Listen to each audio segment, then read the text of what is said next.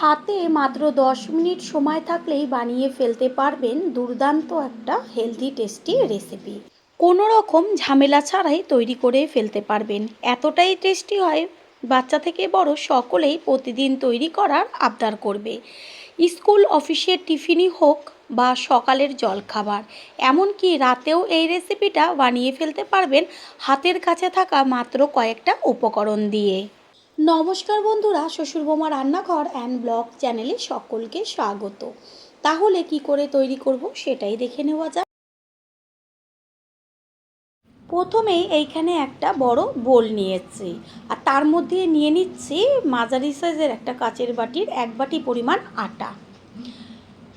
ওই বাটিরই হাফ বাটি পরিমাণ সুজি। যতটুকু আটা ব্যবহার করবেন তার থেকে অর্ধেক বা অর্ধেকের একটু কম সুজি ব্যবহার করবেন। তারপর দিয়ে দিচ্ছি ওই সেম বাটিরই হাফ বাটি পরিমাণ বেসন।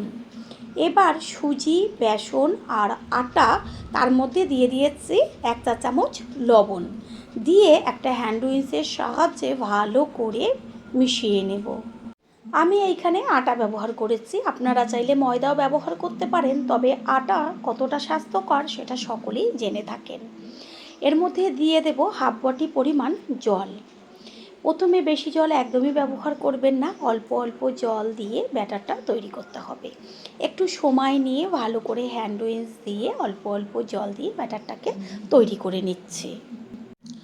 আটার মধ্যে সুজি আর বেসন ব্যবহার করাতে রেসিপিটা এতটাই টেস্টি হয় যেটা নাকি খাওয়ার পরই বুঝতে পারবেন। ব্যাটারটাকে অল্প অল্প জল দিয়ে আমি গুলে নিচ্ছি, আবারও একটু জলের প্রয়োজন, সেই কারণে আরও হাফ বাটি পরিমাণ জল দেওয়া হলো। ঠিক এইভাবেই হ্যান্ড উইচ দিয়ে ভালো করে মিশ্রণটাকে তৈরি করে নিতে হবে। আর ব্যাটারটা একদম ঘনও হবে না, আবার একদম যে জল সেটা হবে না, তবে পাতলা হবে। আমি হাতার সাহায্যে দেখিয়ে দেব ব্যাটারটা রেডি করে। একটু ভালোভাবে গুলে নিলে কোনো রকম ডেলা ভাব থাকবে না। এটা খুব সুন্দরভাবে তৈরি হয়ে গেছে। যেহেতু এর মধ্যে সুজি দেওয়া আছে সেই কারণে আমি 30 মিনিট মতন রেস্টে রেখে দেব। আমার হাতে যেহেতু সময় আছে সেই কারণে আমি 30 মিনিট রেস্টে রেখেছি। আপনাদের হাতে সময় না থাকলে এটা 5 মিনিট মতন রেস্টে রাখলেও হবে। এটা ঢাকা থাক। অন্যদিকে আমি গ্যাসের ওভেনে একটা ফ্রাই প্যান বসিয়ে ফ্রাই প্যানটাকে গরম করে নিয়ে তার মধ্যে দিয়ে দিচ্ছি সাদা তেল।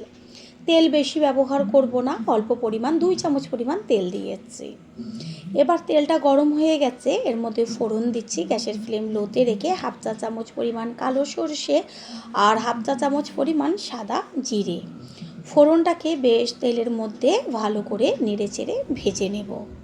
ফোড়নটা বেশ ভাজা হয়েছে, এই পর্যায়ে এর মধ্যে ব্যবহার করছি কারি পাতা।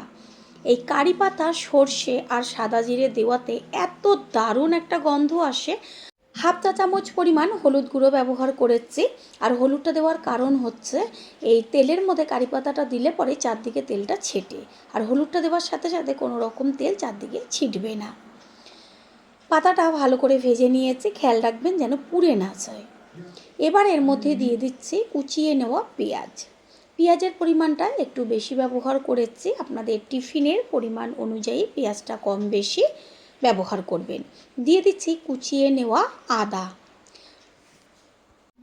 পেঁয়াজ আর আদার কুচি তেলের মধ্যে ভালো করে মিশিয়ে নিয়ে গ্যাসের ফ্লেম লো টু মিডিয়াম করে ভাজবো। এটা কড়া ভাজা হবে না।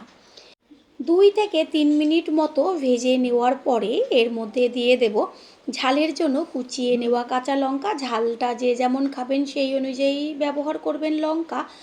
আর দিয়ে দেব কুচিয়ে নেওয়া একদম ছোট ছোট করে কেটে নেওয়া টমেটো। তারপরেই দিয়ে দেব এর মধ্যে ধনে পাতা। ধনে পাতার পরিমাণটা আমি একটু বেশি ব্যবহার করেছি। খুন্তি দিয়ে এবার সব কিছু ভালো করে মিশিয়ে নিয়ে ভেজে নেব। তাড়াতাড়ি মজে আসার জন্য এর মধ্যে দিয়ে দিচ্ছি পরিমাণ মতন লবণ। লবণটাকে মিশিয়ে নেব। আর এটা কড়া ভাজা একদমই হবে না, বেশ হালকা একটু ভাজা হবে। 3 থেকে 4 মিনিট মতন ভেজে নিলেই এটা রেডি হয়ে যাবে। পুরনো বন্ধুদের সবসময় আমাদের পাশে এইভাবে ভালোবেসে থেকে এগিয়ে নিয়ে যাবার জন্য অনেক অনেক ভালোবাসা। পেঁয়াজ টমেটোর কাঁচা যে গন্ধটা সেটা চলে গেছে, আর এটা গ্যাস অফ করে দিয়েছি, পুরটা রেডি হয়ে গেছে। আর এইদিকে যে আমি ব্যাটারটাকে রেস্টে রেখেছিলাম, ঢাকনাটাকে সরিয়ে দিয়ে তারপরে এর মধ্যে দিয়ে দিচ্ছি 1 চা চামচ পরিমাণ ধনের গুঁড়ো, আর হাফ চা চামচ পরিমাণ হলুদ গুঁড়ো, আর দেবো হাফ চা চামচের থেকেও কম পরিমাণ কাশ্মীরি লঙ্কার গুঁড়ো। তারপরে দিয়ে দেব হাফ চা চামচ পরিমাণ চাট মশলা। এবার হ্যান্ড উইচের সাহায্যে ভালো করে মিশিয়ে নেব। কতটা পাতলা করেছিলাম, এবার যে সুজিটা দেওয়া ছিল সেই কারণে সুজিটা ফুলে অনেকটা জল টেনে গেছে। আর কোনো রকম আমি ব্যাটারের মধ্যে জল ব্যবহার করব না, কারণ প্রথমেই আমি পাতলা করে গুলে নিয়েছিলাম। এরপর এর মধ্যে দিয়ে দেব ওই যে ভেজে নিয়েছি পুরটা, সেই সমস্তটা। কাঁচা দিলে পরে কি হবে, এতটা টেস্টি হবে না। ঠিক এইভাবে টিফিনটা তৈরি করবেন। তারপর খেয়ে এসে কমেন্ট করে অবশ্যই জানিয়ে যাবেন যে কতটা টেস্টি হয়েছিল। ভালো করে সব কিছু হ্যান্ড উইচের সাহায্যে মিশিয়ে নিয়েছি। ব্যাটার তৈরি হয়ে গেছে। আমি একটা ডুবো হাতায় তুলে দেখিয়ে দিচ্ছি যে কতটা পাতলা বা কতটা ঘন রাখতে হবে। দেখাই যাচ্ছে যে বেশ পাতলা, হাতার পেছন দিকে একটা পাতলা লেয়ার পড়েছে, ঠিক এরকমই রাখতে হবে। এবার গ্যাসের ওভেনে একটা তাওয়া বসিয়ে দিয়েছে, তাওয়াটা গরম হয়ে গেছে। একটা ব্রাশের সাহায্যে আমি সাদা তেল তাওয়ার গায়ে ব্রাশ করে নেব। কোনো রকম বেশি তেলের প্রয়োজন নেই, আর আপনারা চেষ্টা করবেন সবসময় ননস্টিকের যে কোনো কিছু ব্যবহার করতে। হাতায় করে এবার তাওয়ার মাঝখানে আস্তে করে 1.5 হাতা পরিমাণ ব্যাটার আমি এক জায়গায় দিয়ে দেব। যখনই ব্যাটারটা দেবেন তখনই কিন্তু একটু হাতায় করে ভালো করে মিশিয়ে তারপরে তাওয়ার উপরে দেবেন। বেশ গোল করে ছড়িয়ে একটা গোলা রুটির আকার করে দিয়েছি। গ্যাসের ফ্লেম প্রথমে 1.5 থেকে 2 মিনিট মতন হাই করে তারপরে লোয়ে আরও 2 মিনিট রাখলেই এটা সুন্দরভাবে নিচের পিঠটা হয়ে যাবে। যখন দেখবেন ওপরের পিঠটা বেশ শুকিয়ে আসছে, জল জল ভাবটা নেই, তখন এটাকে উল্টে দিতে হবে। আর দেখা যাচ্ছে যে কত সুন্দর সম্পূর্ণটা জালিদার হয়ে যাচ্ছে।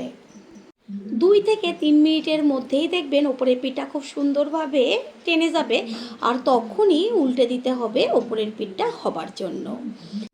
গ্যাসের ফ্লেম লো টু মিডিয়াম রেখে এপিট ওপিট করে ভেজে নেব। প্রথমবার যারা আমাদের চ্যানেল ভিজিট করছেন তাদের আন্তরিক শুভেচ্ছা ও অনেক ভালোবাসা। আমাদের রেসিপিগুলো যদি ভালো লেগে থাকে সাবস্ক্রাইব করে দেওয়ার অনুরোধ রইল, ও পাশে থাকা বেল আইকনে ক্লিক করলে পরবর্তী ভিডিওগুলো সবার আগে আপনাদের কাছে পৌঁছে যাবে। একটা তৈরি করা হয়ে গেল, আবারও ব্রাশ করে নেব তাওয়ার উপরে। তারপর ব্যাটারটাকে একটু হাতা দিয়ে নেড়েচেড়ে নিয়ে আস্তে করে 1.5 হাতা পরিমাণ তাওয়ার মাঝখানে এক জায়গায় ছেড়ে দিয়ে সুন্দরভাবে গোল করে গড়িয়ে নেব। রেসিপিটা দেখে বোঝাই গেল যে কতটা টেস্টি আর কতটা হেলদি রেসিপিটা। নিচের পিঠটা হয়ে গেছে, এবার উল্টে দেব ওপরের পিঠটা হবার জন্য। বন্ধুরা, আপনারা যে যেইখান থেকে রেসিপিটি দেখছেন অবশ্যই কমেন্টের মাধ্যমে জানাবেন। আপনাদের সত্যি ধন্যবাদ জানাতে পারলে আমরা ভীষণ ভীষণ আনন্দিত হব। টিফিনটা তৈরি হয়ে গেছে, 2 পিঠই খুব সুন্দরভাবে ভাজা হয়েছে। একইভাবে এটাকে তুলে নেব, আরও যে ব্যাটারগুলো রয়েছে সেইগুলোকে তৈরি করে নিয়ে ফিরে আসছি। তৈরি হয়ে গেল আজকের রেসিপি। আশা করি রেসিপিটি ভালো লাগলো, আর যদি ভালো লেগে থাকে একটা লাইক, কমেন্ট, পারলে একটা শেয়ার করে অবশ্যই জানাবেন।